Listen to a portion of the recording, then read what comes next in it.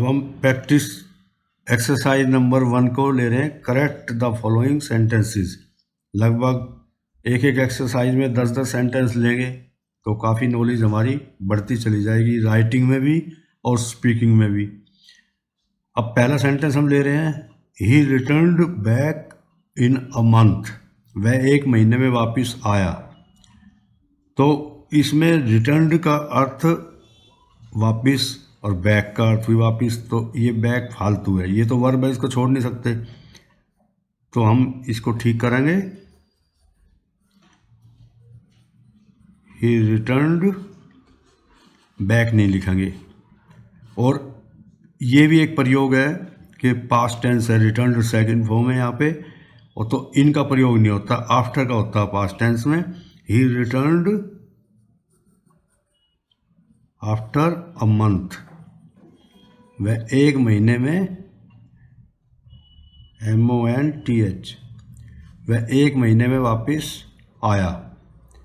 और अगर इनका प्रयोग और बैक का देखो, दूसरे हम एक शब्द लिख लेते हैं, ये तो इसका आंसर करेक्ट हो गया। ही रिटर्न्ड आफ्टर अ मंथ, वह 1 महीने बाद वापस आया। पास्ट टेंस में आफ्टर का प्रयोग और बैक का, दोनों का अर्थ बैक हो जाता है, इसलिए बैक को हटा देंगे।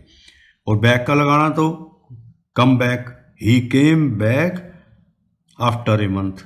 और इन कहाँ प्रयोग होता है? फ्यूचर टेंस में। He will return in a month, वह 1 महीने में वापस आएगा। He will come in a month, वह 1 महीने में वापस आएगा। तो ये पहले सेंटेंस में जरूर कुछ ना कुछ सीखने को मिला है। रिटर्न के साथ बैक का प्रयोग नहीं होगा, कम बैक करो या तो वो, अगर ऐसा आता है तो। और पास्ट टेंस में आफ्टर का प्रयोग प्रीपोजिशन का, और फ्यूचर में इन का प्रयोग। तो ये पहला सेंटेंस हमने सीखा है। अब आगे बढ़ते हैं। दूसरा सेंटेंस हमारा, she resembles with her mother. Resemble का मतलब शकल मिलना, उसकी शकल मिलती है उसकी माँ से। तो she resembles with her father. तो इसका आंसर क्या हो जाएगा? हम आंसर लिखते हैं, इससे पहले उत्तर सोच लिया करो, नॉलेज बनती है, आता है तो। She resembles her mother, preposition नहीं आती इसके पीछे, उसकी शक्ल मिलती है उसकी माँ से। ही रिजेंबल्स हिज फादर। तो इसमें वैसे ये याद करना है कि विद नहीं आएगा, रिजेंबल्स अपनी माँ के साथ नहीं। ही सी रिजेंबल्स हर मदर, बस इतना ये आंसर है इसका। नेक्स्ट वन, तीसरा है, he was a famous dacoit, डाकू। वह एक प्रसिद्ध डाकू था। तो फेमस अच्छे के लिए आता है, बुरे के लिए क्या आता है? लिखते हैं हम, ही वॉज ए नोटोरियस। जिन्होंने नहीं सुन रखा उनके लिए नई चीज हो जाएगी। तो अच्छे कामों में फेमस, लीडर, वहाँ तो ठीक था। He was a notorious dacoit, वह एक प्रसिद्ध, मतलब बुरे कामों में प्रसिद्ध डेकॉइट, डाकू था। अब ये चौथा सेंटेंस हमने बनाया है, God helps those who helps themselves. एकदम से टेंस जितना अच्छी तरह से किए हुए गलती पकड़ में आ जाती है। चलो करते हैं इसका भी। गॉड हेल्प्स, देखो यहाँ तक तो हमें पता लग जाता है भगवान एक है, ईश्वर एक है, तो ऐसी ऐसा आ गया, एक के साथ प्रेजेंट इंडेफिनिट है। गॉड हेल्प्स, अब यहाँ से दोज, उनकी सहायता करता है। गॉड हेल्प्स दोज, ज़्यादा हो गए, उन लोगों की, उन सभी की। हु हेल्प्स, यहाँ पे हम ये एस फालतू लगा दिया है क्योंकि यहाँ प्लूरल है, तो प्लूरल के साथ प्लूरल ही वर्ब आएगा। हु हेल्प देमसेल्व्स, इसको थोड़ा सा फैलाते हैं हम, इससे कई बन सकते हैं। God helps those who helps themself गलत है, गॉड हेल्प्स दोज भगवान उनकी सहायता करता है, हु हेल्प देमसेल्फ जो खुद अपनी सहायता करते हैं। अब इसमें देखो यहाँ पे मान लो हम वन का प्रयोग कर लेते हैं, गॉड हेल्प्स वन, वन का मतलब कोई भी एक, हु हेल्प्स तब आता वन सेल्फ आ जाता फिर यहाँ, क्योंकि एक के साथ one self. God helps the person, एक आदमी है फिर भी हेल्प्स आता, तो ये वर्ब का यहाँ पे असर कैसे पड़ रहा है ये ध्यान रखना है। यहाँ प्लूरल है तो यहाँ भी वर्ब बिगर एस के प्लूरल वर्ब आया। यहाँ सिंगुलर है, एक पर्सन है, एक व्यक्ति है, एक वस्तु कोई भी है, तो यहाँ पे एस आ जाएगा। तो ये पांचवा लेते हैं हम, he walks as if he was mad, वह चलता है ऐसे जैसे कोई पागल हो, वह ऐसे चलता है जैसे कोई पागल चल रहा हो। तो इसमें हम करते हैं ही वॉक्स, ये तो ऐसे आएगा ही के साथ फर्स्ट फॉर्म एज इफ, ये जब हम कंडीशनल सेंटेंस कराएंगे तो उसमें ये आ जाएगा एज इफ, जैसे कि ही, यहाँ वॉज की जगह वर आएगा।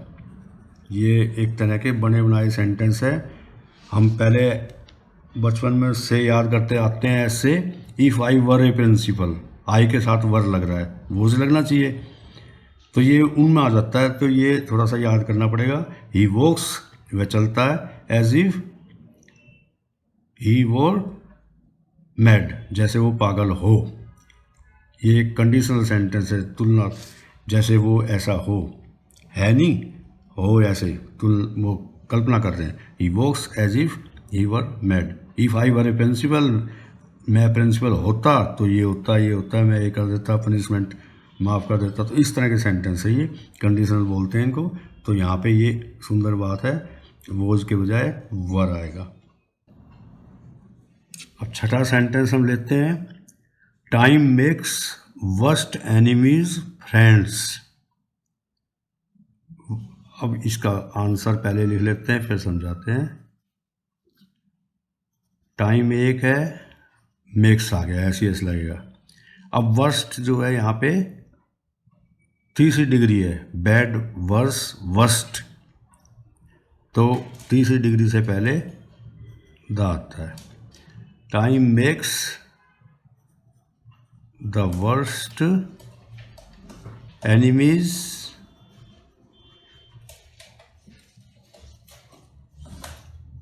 Friends, time makes the worst enemies, तो यहाँ पे ये ध्यान रखना, तीसरी डिग्री आ जाती है, good better best, the best, ऐसे ही the worst, bad worse worst. Time makes the worst enemies friends, समय जो है वो सबसे बुरे जो हमारे दुश्मन हैं उनको भी दोस्त बना देता है, समय बलवान है। अब सातवां सेंटेंस लेते हैं, इसमें कोई ज़्यादा समझने की है, पर दागी गलती है आर्टिकल्स की। He is great orator and debater, debate से डिबेटर बना है, डिबेट वार्ता करना, वार्तालाप करने वाला। तो ही, इसका क्या करेंगे, ही इज़ अ ग्रेट, वह एक महान ओरेटर, वक्ता है, एंड डिबेटर, वार्ताकार है। He is a great orator and debater, एक ही आदमी के दो गुण हैं कि वक्ता भी है वो और वार्ताकार भी है। बातचीत में लगा दो तो बात भी अच्छी करेगा, वक्ता बोलने में भी अच्छा बोलेगा। तो एक आदमी का है तो आ का प्रयोग है, he is a great orator and debater. ये हमने आर्टिकल्स में कराए हैं सारे, तो अब हम अलग से निकाल रहे हैं। अब आठवां सेंटेंस कर रहे हैं, the rich people are not always happy, अमीर आदमी हमेशा ऐसा नहीं है कि खुशी हो, हमें दूसरों को ऐसा लगता है जैसे भाई बहुत पैसे वाले खुशी होंगे, ऐसा ज़रूरी नहीं है। तो द रिच का मतलब ही लोग हो जाते हैं, ये आर्टिकल्स में हमने कराया था द का प्रयोग में। The rich are not always happy, ये इसका करेक्ट आंसर है। रिपीट भी होता जाएगा हमारा कोर्स। द रिच लोग इसमें आ गए, आर नॉट ऑलवेज हैप्पी। अमीर हमेशा ऐसा नहीं होता कि खुश हैं। अब नवा सेंटेंस हम करते हैं, thing of beauty is Joy for ever. जो सुंदरता की चीज़ें हैं वो हमेशा के लिए आनंद देती हैं। फॉर एवर हमेशा आनंद की चीज़ें होती हैं, आनंद देने वाली। तो इसमें भी ये बिल्कुल अ थिंग ऑफ ब्यूटी, एक वस्तु है, तो थिंग ऑफ ब्यूटी सुंदरता की कोई भी एक एक करके वस्तु है, इज अ जॉय एक खुशी होती है, फॉर एवर हमेशा के लिए खुशी देने वाली चीज़ होती है जो सुंदरता की वस्तुएं हैं। तो ये नौवां सेंटेंस हमने लगभग ये आर्टिकल्स के गलतियां हमने पकड़ी हैं इसमें 5 सेंटेंसेस में, 6 से, और पहले 5 में मिसलेनियस थी। तो अब 10वां सेंटेंस हम लेते हैं, they never fail who die in a great cause. इसका आंसर लिख लेते हैं, दे नेवर फेल, वे कभी असफल नहीं होते, फेल नहीं होते, असफल नहीं होते, who die in a great cause. ये थोड़ा सा याद रहेंगे जब अभ्यास करते रहेंगे। अ ग्रेट कोज एक अच्छे कारण के लिए, अच्छे भले के लिए जो आदमी काम करते हैं, मरते हैं, दूसरे की भलाई के लिए मर जाते हैं, अच्छे के लिए मर जाते हैं, तो वो देश की सेवा के लिए जैसे मर जाते हैं। दे नेवर फेल, वे कभी फेल भी नहीं होते, वो सफल हो जाते हैं जिनका ऐसा विचार होता है। अब इससे एक सेंटेंस में बड़ा इंटरेस्टिंग मैं बोल के कर रहा हूँ, लिख नहीं रहा हूँ, कि इसको सिंगुलर में लिया हो ही का प्रयोग करके, एक एक्स्ट्रा नॉलेज हो जाएगी। He never fails who dies, ये 2 अंतर आ जाएंगे, बाकी सेम है। तो हमने 10 सेंटेंस का अच्छा अभ्यास किया है, कुछ ना कुछ आगे बढ़ते रहेंगे। अब आगे प्रैक्टिस एक्सरसाइज हमारी चलती रहेंगी। आज पहली एक्सरसाइज हमने प्रैक्टिस एक्सरसाइज ली है।